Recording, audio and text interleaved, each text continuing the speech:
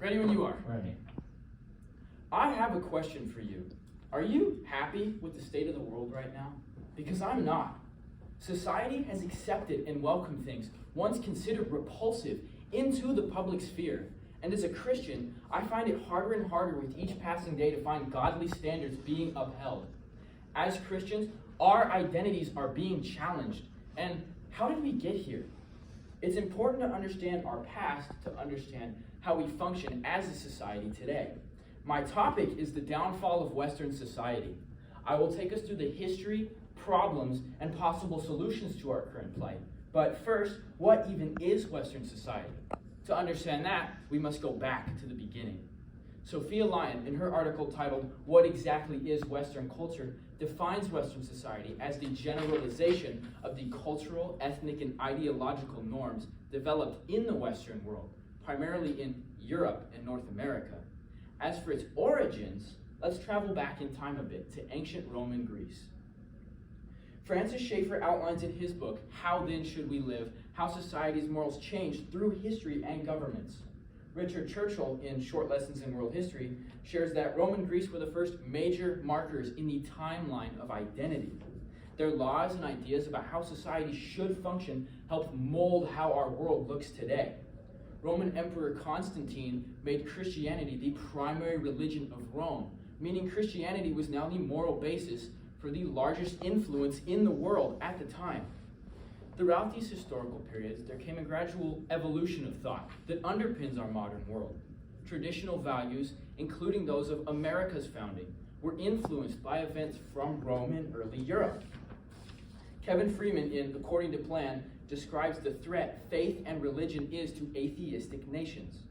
Also from Richard Churchill's book, Short Lessons in World History, he adds that the Middle Ages, Reformation, Renaissance, Age of Enlightenment, and modernization challenged these traditional values with an emphasis on reason, individualism, and the pursuit of knowledge. This era fostered diversity of thought, giving rise to movements like secularism, humanism, Darwin's theory of evolution, and Marx's radical ideas on societal function. These parts of history have greatly shaped the way we think and the world we live in today. Identity was evolving. The industrial age dramatically transformed the Western world, revolutionizing the production of essential goods. Urbanization altered traditional family roles, shifting responsibilities from families to schools, distant farmers, and machines. And while society benefited from this, there was a decline in appreciation for craftsmanship. Societal divisions began to be formed based on wealth and nationality in these urban environments that facilitated cultural blending. The outbreak of World War I in 1914 provided a common cause that united people in this changing landscape, as outlined in World History by Carrie Austin.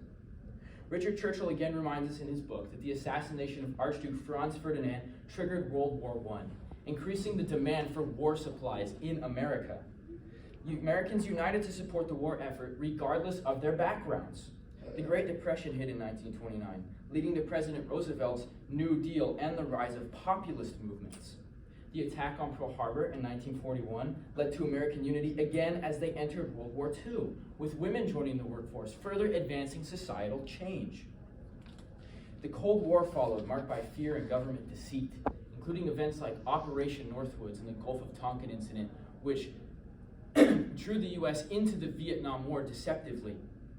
During the Cold War, Senator Joseph McCarthy's anti-communist campaign fueled fear and paranoia, hindering open discussions and making politics a taboo subject.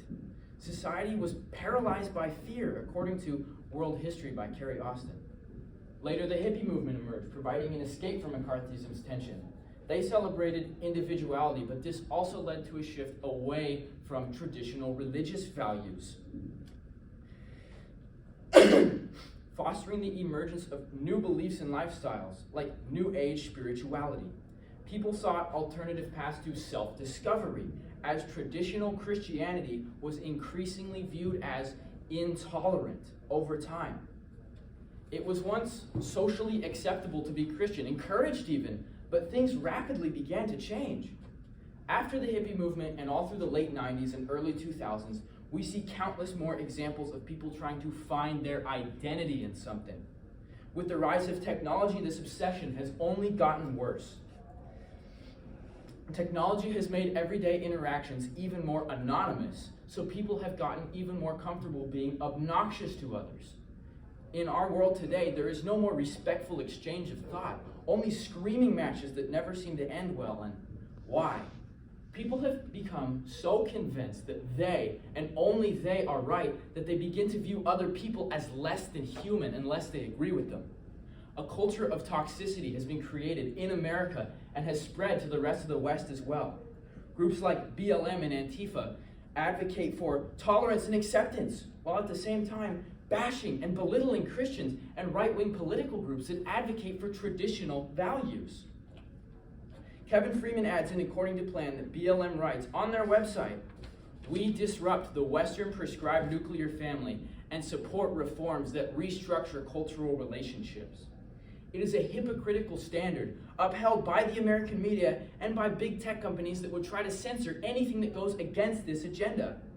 What is the full extent of this damage that has been done, and how has this affected society? Check your watch right now. What time is it? Think back to what you were doing just 24 hours ago. According to Pew Research Center, in the last 24 hours, 2,500 unborn babies have been brutally torn apart in their mother's wombs. Every day the numbers climb higher, and not just for abortion. There is an epidemic of broken families and single-parent homes, pornography, pedophilia, drug addiction, the list goes on. According to the CDC, in the last 24 hours, 135 Americans have committed suicide. Of those, the majority of them were men. And why men? The same toxic culture that hates Christ and all he stands for has also come against masculinity. God-fearing, masculine men are seen as a threat to the identity of those who claim to be tolerant and are treated with no respect. Anyone that doesn't conform to this new tolerance is treated as less than human. It is clear to see where society is headed if nothing is done about this attitude that grows worse by the day. And where does it end? If we look at ancient Israel in the Old Testament in the Bible, it is clear to see what happens to a nation when they outright reject God. The only thing powerful enough to combat the underlying evil that grows bolder as the days pass is the love of Jesus Christ. So, what can we do about it? I mean, that kind of seems like a dumb question, doesn't it? How can us, individuals amongst millions in this world, make a difference? And the simple answer is, we can't. But we serve a God who can make a difference through us. As Christians, it is our duty to be aware of what's going on around us in society and in government. Do you want to make a difference? Pray every day for our nation and the rest of the world. Be vocal about your convictions and be aware of what is going on in our government. How did ancient Israel respond to their society? Drifting from God? Let's look at the story of King Hezekiah in the Old Testament in the Bible. Now, Hezekiah became ruler of Judah after King Ahaz. Ahaz had not been following God and had allowed his teachings to be forgotten and the temple to fall into disrepair. Hezekiah determined to change this. Let's look at his exact words in 2 Chronicles 29, 6 through 10. Our parents were unfaithful. They did evil in the eyes of the Lord our God and forsook him. They turned their faces away from the Lord's dwelling place and turned their backs on him. They also shut the doors of the portico and put out the lamps. They did not burn incense or present any burnt offerings at the sanctuary to the God of Israel. Therefore, the anger of the Lord has fallen on Judah and Jerusalem. He has made them an object of dread and horror and scorn, as you can see with your own eyes. This is why our fathers have fallen by the sword, and why our sons and our daughters and our wives are in captivity. Now I intend to make a covenant with the Lord, the God of Israel, so his fierce anger will turn away from us. Their society was not doing too great. And what did they do? They turned back to God and reconsecrated his land. America was a land founded on God. Maybe it's time we cleaned house. Now, we may not have the power of Hezekiah, but we have the power of another king standing behind us. Who are we to say he cannot change the course of a nation through our actions? All throughout the Bible, we see stories of God using insignificant people to do significant things, and that same God lives within us. As we can see, society has come a long way since Rome. as time has passed and things have developed and changed, only one thing has remained the same, and it is only through Jesus that our broken world could ever hope to find healing. We've explored the development of the West and its ideals and how they affect us today. We look at the problems we face today, and I leave you with a charge. Jesus told us to go and make disciples. Only through his love will the world ever know true peace. Thank you for listening.